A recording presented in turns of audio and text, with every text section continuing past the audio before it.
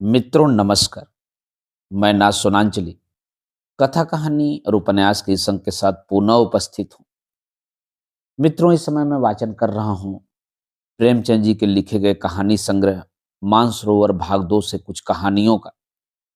इस कड़ी में आज लीजिए सुनिए मुंशी प्रेमचंद की लिखी हुई मानसरोवर भाग 2 से एक और कहानी चमत्कार का वाचन मेरे अर्थात नाथ सोनांचली के स्वर में। बीए पास करने के बाद चंद्र प्रकाश को एक ट्यूशन करने के सिवा और कुछ न सूझा। उसकी माता पहले ही मर चुकी थी। इसी साल पिता का देहांत हो गया और प्रकाश जीवन के जो मधुर स्वप्न देखा करता था वे सब धूल में मिल गए। पिता ऊंचे ओहदे पर थे। उनकी कोशिश से चंद्र प्रकाश को कोई अच्छी जगह मिलने की पूरी आशा थी, पर वे सब मंसूबे धरे के धरे रह गए और अब गुजर बसर के लिए वहीं 30 रुपए महीने की ट्यूशन रह गई।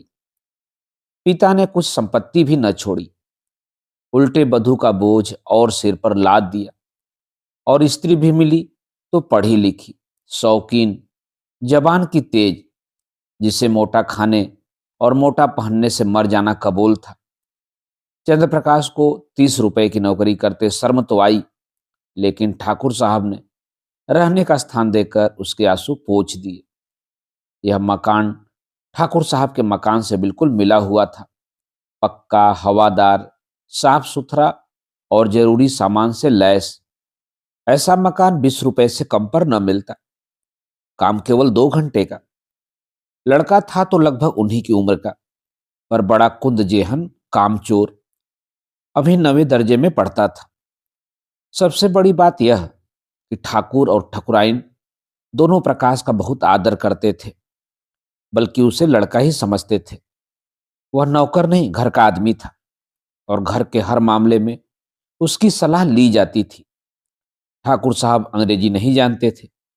उनकी समझ में अंग्रेजीदार लौंडा भी उनसे ज्यादा बुद्धिमान, चतुर और तजुर्बेकार था।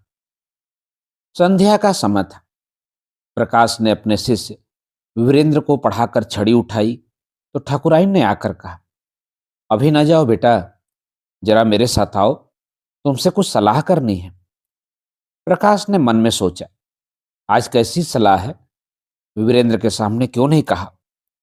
उसे भीतर ले जाकर रमा देवी ने कहा, तुम्हारी क्या सलाह है? वीरू को ब्याह दूं? एक बहुत अच्छे घर से संदेशा आया है। प्रकाश ने मुस्कुराकर कहा, यह तो वीरू बाबू से ही पूछिए। नहीं, मैं तुमसे पूछती हूं।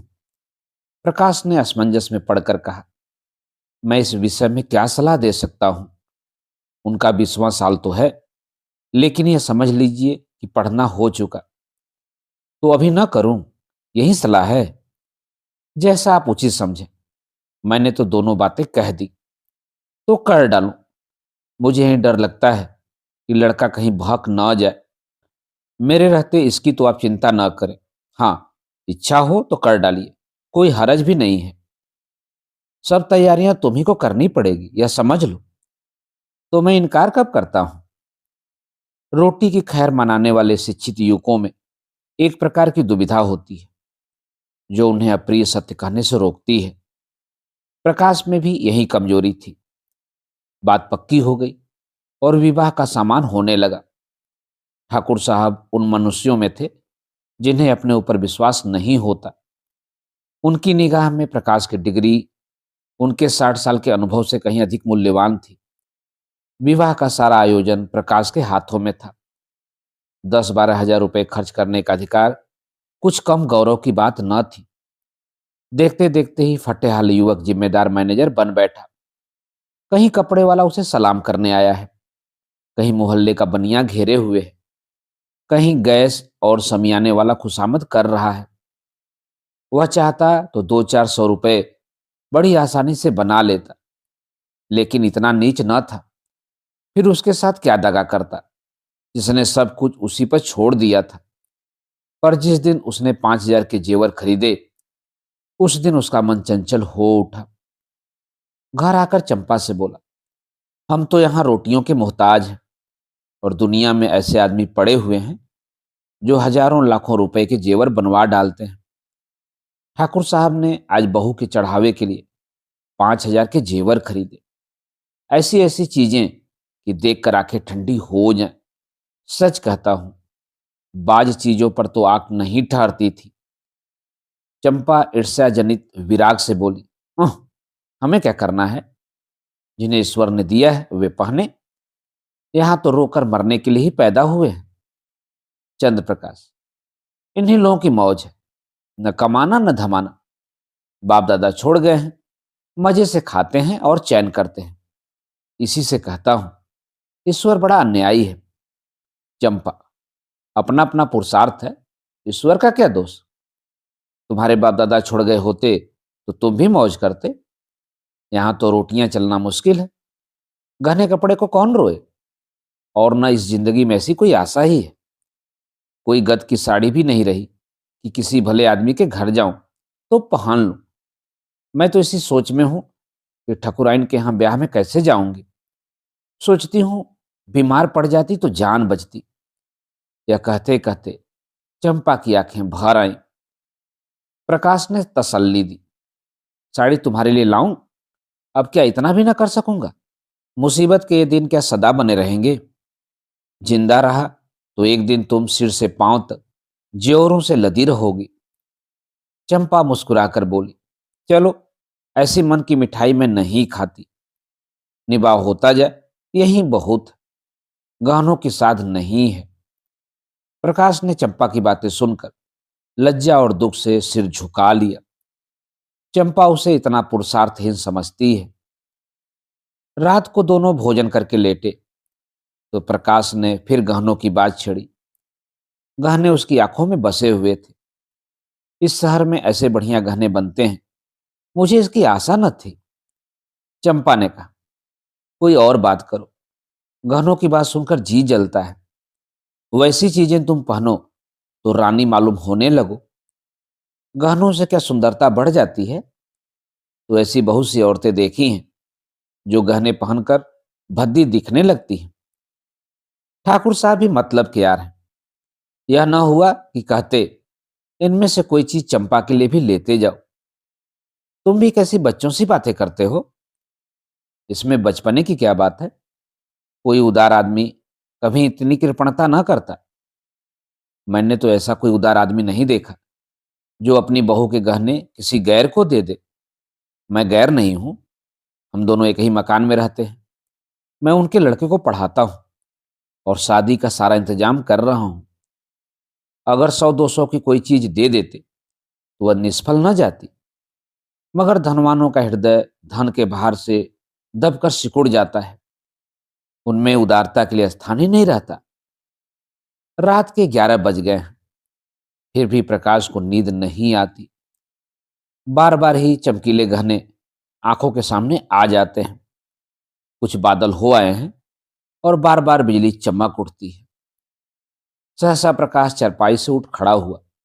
उसे चंपा का आभूषणहीन अंग देखकर दया आई। यही तो खाने पहनने की उम्र है और इसी उम्र में इस बेचारी को हर एक चीज के लिए तरसना पड़ रहा है। वह दबे पांव कमरे से बाहर निकलकर छत पर आया। ठाकुर साहब की छत इस छत से मिली हुई थी।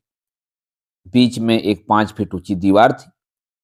वह दीवार पर चढ़कर ठाकुर साहब की छत पर आहिस्ता से उतर गया। घर में बिल्कुल सन्नाटा था। उसने सोचा, पहले जीने से उतरकर ठाकुर साहब के कमरे में चलूं। अगर वह जाग गए तो जोर से हंसूंगा और कहूंगा, कैसा चरका दिया, या कह दूंगा, मेरे घर की छत से कोई आदमी इधर आता दिखाई दिया, इसलिए मैं भी उसके पीछे पीछे आया कि देखूं यह क्या करता है। अगर संदूक की कुंजी मिल गई तो फिर फतह है। किसी को मुझ पर संदेह ही न होगा। सब लोग नौकरों पर संदेह करेंगे। मैं भी कहूंगा, साहब, नौकरों की हरकत है, इन्हें छोड़कर और कौन ले जा सकता है। मैं बेदाग बच जाऊंगा। शादी के बाद कोई दूसरा घर लूंगा। फिर धीरे धीरे एक एक चीज चंपा को दूंगा जिसमें उसे कोई संदेह न हो। फिर भी वह जीने से उतरने लगा तो उसकी छाती धड़क रही थी। धूप निकल आई थी। प्रकाश अभी सो रहा था कि चंपा ने उसे जगाकर कहा, बड़ा गजब हो गया, रात को ठाकुर साहब के घर में चोरी हो गई। चोर गहने की संदूकची उठा ले गए। प्रकाश ने पड़े पड़े पूछा, किसी ने पकड़ा नहीं चोर को? किसी को खबर भी हो? वह संदूकची ले गया जिसमें ब्याह के गहने रखे थे। न जाने कैसे कुंजी उड़ा ली, और न जाने कैसे उसे मालूम हुआ कि इस संदूक में संदूकची रखी है। नौकरों की कार्रवाई होगी। बाहरी चोर का यह काम नहीं है। नौकर तो उनके तीनों पुराने हैं। नियत बदलने में क्या देर लगती है? आज मौका देखा, उठा ले गए। तुम जाकर जरा उन लोगों को तसल्ली तो दो। ठकुराइन बेचारी रो रही थी। तुम्हारा नाम ले लेकर कहती थी कि बेचारा महीनों इन गहनों के लिए दौड़ा, एक एक चीज अपने सामने जचवाई, और चोर दाढ़ीजारों ने उसकी सारी मेहनत पर पानी फेर दिया। प्रकाश चटपट उठ बैठा और घबराता हुआ सा जाकर ठकुराइन से बोला, यह तो बड़ा अनर्थ हो गया माताजी। मुझसे तो अभी अभी चंपा ने कहा। ठाकुर साहब सिर पर हाथ रखे बैठे हुए थे। बोले, कहीं सेध नहीं, कोई ताला नहीं टूटा, किसी दरवाजे की चूल नहीं उतरी। समझ में नहीं आता चोर आया किधर से। ठकुराइन ने रोकर कहा, मैं तो लूट गई भैया। ब्याह सिर पर खड़ा है, कैसे क्या होगा भगवान। तुमने दौड़ धूप की थी, तब कहीं जाकर चीजें आई थी। न जाने किस मनहूस साइज से लग्न आई थी। प्रकाश ने ठाकुर साहब के कान में कहा, मुझे तो किसी नौकर की शरारत मालूम होती है। ठकुराइन ने विरोध किया, अरे नहीं भैया, नौकरों में ऐसा कोई नहीं। 10-10 हजार रुपए यूं ही ऊपर रखे रहते हैं, कभी एक पाई भी नहीं गई। ठाकुर साहब ने नाक सिकोड़कर कहा, तुम क्या जानो, आदमी का मन कितना जल्द बदल जाया करता है। जिसने अब तक चोरी नहीं की वह कभी नहीं करेगा, यह कोई नहीं कह सकता। मैं पुलिस में रिपोर्ट करूंगा और एक एक नौकर की तलाशी कराऊंगा। कहीं माल उड़ा दिया होगा। जब पुलिस के जूते पड़ेंगे तो आप ही कबूलेंगे। प्रकाश ने पुलिस का घर में आना खतरनाक समझा। कहीं उन्हीं के घर की तलाशी ले तो अनर्थ हो जाएगा। बोले, पुलिस में रिपोर्ट करना और तहकीकात कराना व्यर्थ है। पुलिस माल तो न बरामद कर सकेगी, हाँ, नौकरों को मारपीट भले ही लेगी। कुछ नजर भी उसे चाहिए, नहीं तो कोई दूसरा ही स्वांग खड़ा कर देगी। मेरी तो सलाह है कि एक एक नौकर को एकांत में बुलवाकर पूछा जाए।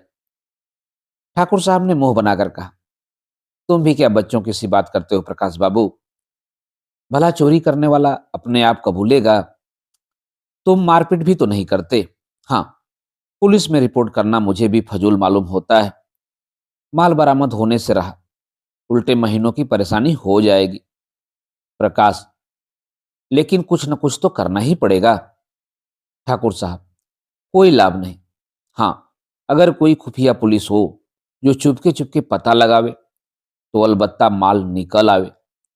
लेकिन यहां ऐसी पुलिस कहां। तकदीर ठोक कर बैठे रहो और क्या। प्रकाश, आप बैठे रहिए, लेकिन मैं बैठने वाला नहीं। मैं इन्हीं नौकरों के सामने चोर का नाम निकलवाऊंगा। ठकुराइन, नौकरों पर मुझे पूरा विश्वास है। किसी का नाम निकल भी आए तो मुझे संदेह ही रहेगा। किसी बाहर के आदमी का काम है, चाहे जिधर से आया हो, पर चोर आया बाहर से। तुम्हारे कोठे से भी तो आ सकता है। ठाकुर, हाँ, जरा अपने कोठे पर तो देखो, शायद कुछ निशान मिले। कल दरवाजा तो खुला नहीं रह गया। प्रकाश का दिल धड़कने लगा। बोला, मैं तो 10 बजे द्वार बंद कर लेता हूं। हाँ, कोई पहले से मौका पाकर कोठे पर चला गया हो और वहां छिपा बैठा रहा हो तो दूसरी बात है। तीनों आदमी छत पर गए तो बीच की मुड़ेर पर किसी के पांव की रगड़ के निशान दिखाई दिए। जहां पर प्रकाश का पांव पड़ा था वहां का चूना लग जाने के कारण छत पर पांव का निशान पड़ गया था। प्रकाश की छत पर जाकर मुड़ेर की दूसरी तरफ देखा तो वैसे ही निशान वहां भी दिखाई दिए। ठाकुर साहब से झुकाए खड़े थे, संकोच के मारे कुछ न कह सकते थे। प्रकाश ने उनके मन की बात खोल दी। इससे तो स्पष्ट होता है कि चोर मेरे ही घर से आया था। अब तो कोई संदेह ही न रहा। ठाकुर साहब ने कहा, हाँ, मैं भी यही समझता हूं, लेकिन इतना पता लग जाने से ही क्या हुआ। माल तो जाना था, सो गया। अब चलो आराम से बैठें। आज रुपए की कोई फिक्र करनी होगी। प्रकाश, मैं आज ही वह घर छोड़ दूंगा। ठाकुर, क्यों? इसमें तुम्हारा कोई दोष नहीं। प्रकाश, आप कहें, लेकिन मैं समझता हूं मेरे सिर बड़ा भारी अपराध लग गया। मेरा दरवाजा 9-10 बजे तक खुला ही रहता है। चोर ने रास्ता देख लिया। संभव है 2-4 दिन में फिर आ घुसे। घर में अकेली एक औरत सारे घर की निगरानी नहीं कर सकती। इधर वह तो रसोई में बैठी है, उधर कोई आदमी चुपके से ऊपर चढ़ जाए तो जरा भी आहट नहीं मिल सकती। मैं घूम घाम कर कभी 9 बजे आया, कभी 10 बजे, और शादी के दिनों में तो देर होती ही रहेगी। उधर का रास्ता बंद हो जाना चाहिए। मैं तो समझता हूं इस चोरी की सारी जिम्मेदारी मेरे सिर है। ठाकुरायन डरी। तुम चले जाओगे भैया, तब तो घर और फाड़ खाएगा। प्रकाश, कुछ भी हो माता जी, मुझे बहुत जल्द घर छोड़ना पड़ेगा। मेरी गफलत से चोरी हुई, उसका मुझे प्रायश्चित करना ही पड़ेगा। प्रकाश चला गया तो ठाकुर ने स्त्री से कहा, बड़ा लायक आदमी है। ठाकुराइन, क्या बात है? चोर उधर से आया, यही बात उसे लग गई। कहीं यह चोर को पकड़ पावे तो कच्चा खा जाए, मार ही डाले। देख लेना, कभी न कभी माल बरामद करेगा। अब इस घर में कदापि न रहेगा। कितना ही समझाओ, किराए के 20 रुपए और दे दूंगा। हम किराया क्यों दें? वह आप ही घर छोड़ रहे हैं, हम तो कुछ कहते नहीं। किराया तो देना ही पड़ेगा। ऐसे आदमी के साथ कुछ बल भी खाना पड़े तो बुरा नहीं लगता। मैं तो समझती हूं वह किराया लेंगे ही नहीं। 30 रुपए में गुजर भी तो न होता होगा। प्रकाश ने उसी दिन वह घर छोड़ दिया। उस घर में रहने से जोखिम था, लेकिन जब तक शादी की धूमधाम रही, प्रायः सारे दिन यहीं रहते थे। चंपा से कहा, एक सेठ जी के यहाँ 50 रुपए महीने का काम और मिल गया है, मगर वह रुपए मैं उन्हीं के पास जमा करता जाऊंगा। वह आमदनी केवल जेवरों में खर्च होगी, उसमें से एक पाई भी घर के खर्च में न आने दूंगा। चंपा फड़क उठी। पति प्रेम का यह परिचय पाकर उसने अपने भाग्य को सराहा। देवताओं में उसकी श्रद्धा और बढ़ गई। अभी तक प्रकाश और चंपा के बीच में कोई पर्दा न था। प्रकाश के पास जो कुछ था वह चंपा का था। चंपा ही के पास उसके बक्से, संदूक, अलमारी की कुंजियां रहती थी। मगर अब प्रकाश का एक संदूक हमेशा बंद रहता। उसकी कुंजी कहाँ है, इसका चंपा को पता नहीं। वह पूछती है, इस संदूक में क्या है? तो वह कह देते हैं, कुछ नहीं। पुरानी किताबें मारी मारी फिरती थी, उठा के संदूक में बंद कर दी हैं। चंपा को संदेह का कोई कारण न था। एक दिन चंपा पति को पान देने गई तो देखा वह उस संदूक को खोले हुए देख रहे हैं। उसे देखते ही उन्होंने संदूक जल्दी से बंद कर दिया। उनका चेहरा जैसे फक हो गया। संदेह का अंकुर जमा, मगर पानी न पाकर सूख गया। चंपा किसी ऐसे कारण की कल्पना ही न कर सकी जिससे संदेह को आश्रय मिलता। लेकिन 5,000 की संपत्ति को इस तरह छोड़ देना कि उसका ध्यान ही न आवे, प्रकाश के लिए असंभव था। वह कहीं बाहर से आता तो एक बार संदूक अवश्य खोलता। एक दिन पड़ोस में चोरी हो गई। उस दिन से प्रकाश अपने कमरे में ही सोने लगा। आषाढ़ के दिन थे। उमस के मारे दम घुटता था। ऊपर एक साफ सुथरा बरामदा था जो बरसात में सोने के लिए ही शायद बनाया गया था। चंपा ने कई बार ऊपर सोने के लिए कहा, पर प्रकाश ने न माना। अकेला घर कैसे छोड़ दे? चंपा ने कहा, चोरी ऐसों के यहां नहीं होती। चोर घर में कुछ देकर ही जान खतरे में डालता है। यहां क्या रखा है? प्रकाश ने क्रुद्ध होकर कहा, कुछ नहीं।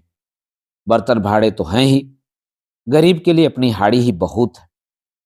एक दिन चंपा ने कमरे में झाड़ू लगाई तो संदूक को खिसकाकर दूसरी तरफ रख दिया। प्रकाश ने संदूक का स्थान बदला हुआ पाया तो सशंक होकर बोला, संदूक तुमने हटाया? यह पूछने की कोई बात न थी। झाड़ू लगाते वक्त प्रायः चीजें इधर उधर खिसक ही जाती हैं। बोली, मैं क्यों हटाने लगी? फिर किसने हटाया? मैं नहीं जानती। घर में तुम रहती हो, जानेगा कौन? अच्छा, अगर मैंने हटा दिया तो इसमें पूछने की क्या बात है? कुछ नहीं, यूं ही पूछता था। मगर जब तक संदूक खोलकर सब चीजें देख न ले, प्रकाश को चैन का। चंपा ज्यों ही भोजन पकाने लगी, उसने संदूक खोला और आभूषणों को देखने लगा। आज चंपा ने पकौड़ियां बनाई थी। पकौड़ियां गरम गरम ही मजा देती हैं। प्रकाश को पकौड़ियां पसंद भी थी। उसने थोड़ी सी पकौड़ियां एक तस्तरी में रखी और प्रकाश को देने गई। प्रकाश ने उसको देखते ही संदूक धमाके से बंद कर दिया और ताला लगाकर उसे बहलाने के इरादे से बोला, तस्तरी में क्या लाई? अच्छा, पकौड़ियां हैं।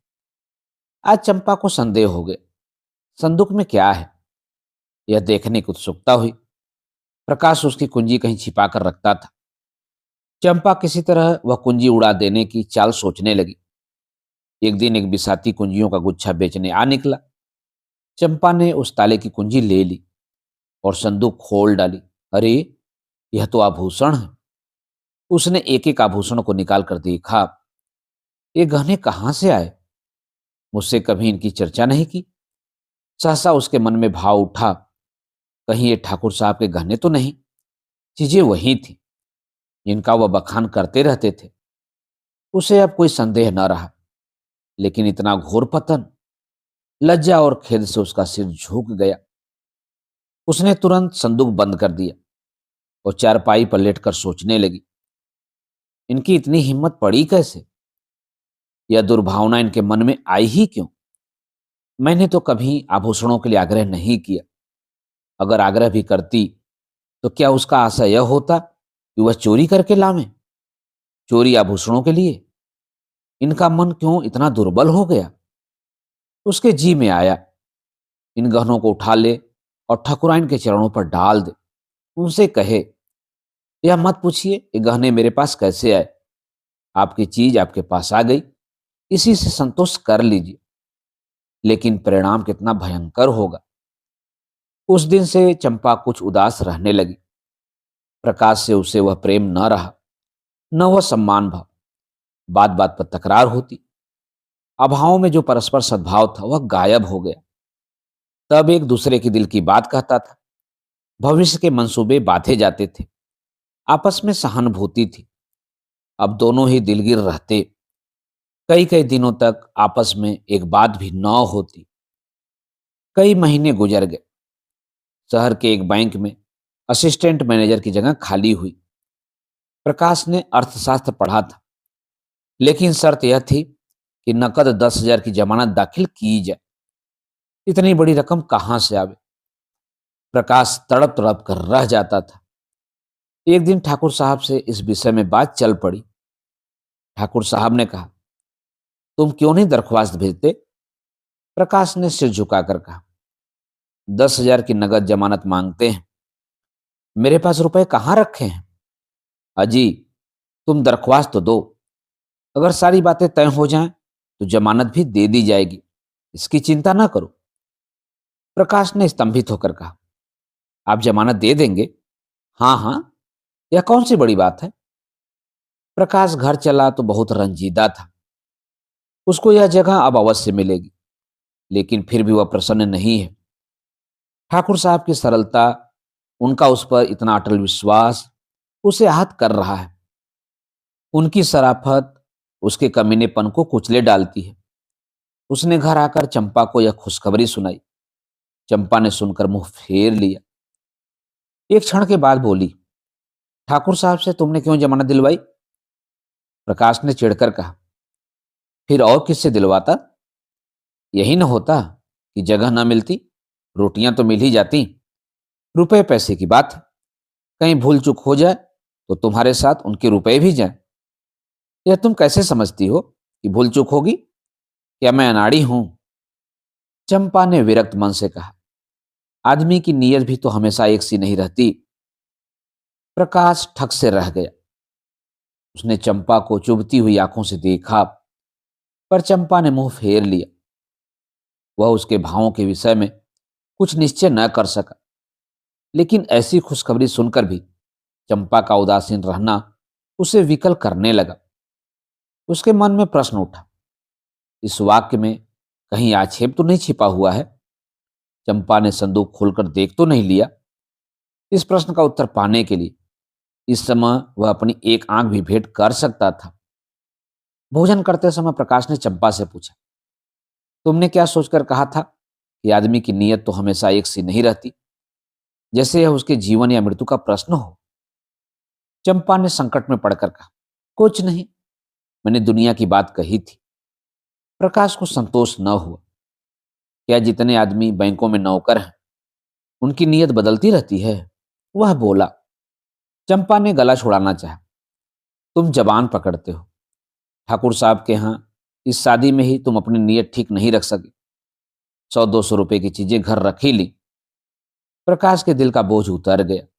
मुस्कुरा कर बोला, अच्छा, तुम्हारा संकेत उस तरफ था, लेकिन मैंने कमीशन के सिवाय उनकी एक पाई भी न छुई। और कमीशन लेना तो कोई पाप नहीं। बड़े बड़े हुक्काम खुले खजाने कमीशन लिया करते हैं। चंपा ने तिरस्कार के भाव से कहा, जो आदमी अपने ऊपर इतना विश्वास रखे उसकी आंख बचाकर एक पाई भी लेना मैं पाप समझती हूं। तुम्हारी सजनता तो मैं जब जानती कि तुम कमीशन के रुपए ले जाकर उनके हवाले कर देते। इन 6 महीनों में उन्होंने तुम्हारे साथ क्या क्या सलूक किए, कुछ याद है? मकान तुमने खुद छोड़ा, लेकिन वह 20 रुपए महीने देते जाते हैं। इलाके से कोई सौगात आई है तो तुम्हारे यहाँ जरूर भेजते हैं। तुम्हारे पास घड़ी न थी, अपनी घड़ी तुम्हें दे दी। तुम्हारी महरी जब नागा करती है, खबर पाते ही अपना नौकर भेज देते हैं। मेरी बीमारी में ही डॉक्टर साहब की फीस उन्होंने दी, और दिन में 2 बार हालचाल भी पूछने आया करते थे। यह जमानत ही क्या छोटी बात है? अपने संबंधियों तक की जमानत तो कोई जल्दी करता ही नहीं। तुम्हारी जमानत के लिए 10,000 रुपए नगद निकालकर दे दिए। इसे तुम छोटी बात समझते हो? आज तुमसे कोई भूल चूक हो जाए तो उनके रुपए तो जब्त हो ही जाएंगे। जो आदमी अपने ऊपर इतनी दया रखे उसके लिए हमें प्राण देने के लिए भी तैयार रहना चाहिए। प्रकाश भोजन करके लेटा तो उसकी आत्मा उसे धिक्कार रही थी। दुखते हुए फोड़े में कितना मवाद भरा हुआ है, यह उस वक्त मालूम होता है जब नस्तर लगाया जाता है। मन का विकार उस वक्त मालूम होता है जब कोई उसे हमारे सामने खुलकर रख देता है। किसी सामाजिक या राजनीतिक अन्याय का व्यंग चित्र देखकर क्यों हमारे मन को चोट लगती है? इसीलिए कि वह चित्र हमारी पशुता को खोलकर हमारे सामने रख देता है। वह जो मनोसागर में बिखरा हुआ पड़ा है, जैसे केंद्रीभूत होकर बृहदाकार हो जाता है, तब हमारे मुंह से निकल पड़ता है, उफ़ो। चंपा के इन तिरस्कार भरे शब्दों ने प्रकाश के मन में ग्लानि उत्पन्न कर दी। वह संदूक कई गुना भारी होकर शिला की भांति उसे दबाने लगा। मन में फैला हुआ विकार एक बिंदु पर एकत्र होकर टीसने लगा। कई दिन बीत गए। प्रकाश को बैंक में जगह मिल गई। इसी उत्सव में उसके यहाँ मेहमानों की दावत है। ठाकुर साहब, उनकी स्त्री बीरू और उसकी नवेली बहू सभी आए हुए हैं। चंपा सेवा सत्कार में लगी हुई है। बाहर 2-4 मित्र गा बजा रहे हैं। भोजन करने के बाद ठाकुर साहब चलने को तैयार हुए। प्रकाश ने कहा, आज आपको यहीं रहना होगा दादा, मैं इस वक्त जाने न दूंगा। चंपा को उसका यह आग्रह बुरा लगा। चारपाइयां नहीं है, बिछावन नहीं है, और न काफी जगह ही है। रात भर उन्हें तकलीफ देने और अपने आप तकलीफ उठाने की कोई जरूरत उसकी समझ में न आई। लेकिन प्रकाश आग्रह करता ही रहा, यहां तक कि ठाकुर साहब राजी भी हो गए। 12 बज गए थे। ठाकुर साहब ऊपर सो रहे थे। बीरू और प्रकाश बाहर बरामदे में थे। 3 स्त्रियां अंदर कमरे में थीं। प्रकाश जाग रहा था। बीरू के सिरहाने उसकी कुंजियों का गुच्छा पड़ा हुआ था। प्रकाश ने गुच्छा उठा लिया, फिर कमरा खोलकर उसमें से गहनों की संदूकची निकाली और ठाकुर साहब के घर की तरफ चला। कई महीने पहले वह इसी भांति कंपित हृदय के साथ ठाकुर साहब के घर में घुसा था। उसके पांव तब भी इसी तरह थरथरा रहे थे, लेकिन तब कांटा चुभने की वेदना थी, आज कांटा निकलने की। तब ज्वर का चढ़ाव था, उन्माद, ताप और विकलता से भरा हुआ। अब ज्वर का उतार था, शांत और शीतल। तब कदम पीछे हटता था, आज आगे बढ़ रहा है। ठाकुर साहब के घर पहुंचकर उसने धीरे से बीरू का कमरा खोला और अंदर जाकर ठाकुर साहब की खाट के नीचे संदूकची रख दी। फिर तुरंत बाहर आकर धीरे से द्वार बंद किया और घर को लौट पड़ा। हनुमान संजीवनी बूटी वाला धवलगिरी उठाए जिस गर्वीले आनंद का अनुभव कर रहे थे, कुछ वैसा ही आनंद प्रकाश को भी हो रहा था। गहनों को अपने घर ले जाते समय उसके प्राण सूखे हुए थे, मानो किसी गहरी अथाह खाई में गिरा जा रहा हो। आज संदूकची को लौटाकर उसे मालूम हो रहा था जैसे वह किसी विमान पर बैठा हुआ आकाश की ओर उड़ा जा रहा है, ऊपर ऊपर और ऊपर। वह घर पहुंचा तो बेरू सोया हुआ था। कुंजी उसके सिरहाने रख दी। ठाकुर साहब प्रातःकाल चले गए। प्रकाश संध्या समय पढ़ाने जाया करता था। आज वह अधीर होकर तीसरे ही पहर जा पहुंचा। देखना चाहता था वहां आज क्या गुल खिल रहे हैं। वीरेंद्र ने उसे देखते ही खुश होकर कहा, बापूजी, कल आपके यहाँ की दावत बड़ी मुबारक थी। जो गहने चोरी गए थे सब मिल गए। ठाकुर साहब भी आ गए और बोले, बड़ी मुबारक दावत थी तुम्हारी। पूरा संदूक का संदूक मिल गया, एक चीज भी नहीं छुई, जैसे केवल रखने के लिए ही ले गया हो। प्रकाश को इन बातों पर कैसे विश्वास आए जब तक वह अपनी आंखों से संदूक न देख ले। कहीं ऐसा भी हो सकता है कि चोरी गया हुआ माल 6 महीने के बाद मिल जाए। और ज्यों का त्यों संदूक को देखकर उसने गंभीर भाव से कहा, बड़े आश्चर्य की बात है, मेरी बुद्धि तो कुछ काम नहीं करती। ठाकुर, किसी की बुद्धि काम नहीं करती भाई, तुम्हारी ही क्यों। बीरू की मां कहती है कोई दैवी घटना है। आज मुझे भी देवताओं में श्रद्धा हो गई। प्रकाश, अगर आंखों देखी बात न होती तो मुझे तो कभी विश्वास ही न आता। ठाकुर, आज इसी खुशी में हमारे यहां दावत होगी। प्रकाश, आपने कोई अनुष्ठान तो नहीं कराया था। ठाकुर, अनुष्ठान तो बीसों ही कराए। प्रकाश, तो यह अनुष्ठान की ही करामात है। घर लौटकर प्रकाश ने चंपा को यह खबर सुनाई तो वह दौड़कर उसके गले से चिपट गई और न जाने क्यों रोने लगी, जैसे उसका बिछड़ा हुआ पति बहुत दिनों के बाद घर आ गया हो। प्रकाश ने कहा, आज उनके यहां हमारी दावत है। मैं कल 1,000 कंगलों को भोजन कराऊंगी। तुम तो सैकड़ों का खर्चा बतला रही हो।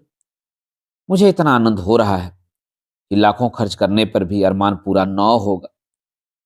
प्रकाश की आंखों से आंसू निकल आए। मित्रों, अभी आप सुन रहे थे प्रेमचंद जी के लिखे गए कहानी संग्रह मानसरोवर भाग 2 से एक कहानी चमत्कार का वाचन मेरे अर्थात नासुनांचली के स्वर में। मित्रों, मेरे वाचन के अगले क्रम में आप प्रेमचंद की लिखी हुई कुछ और कहानियों का वाचन सुन सकते हैं।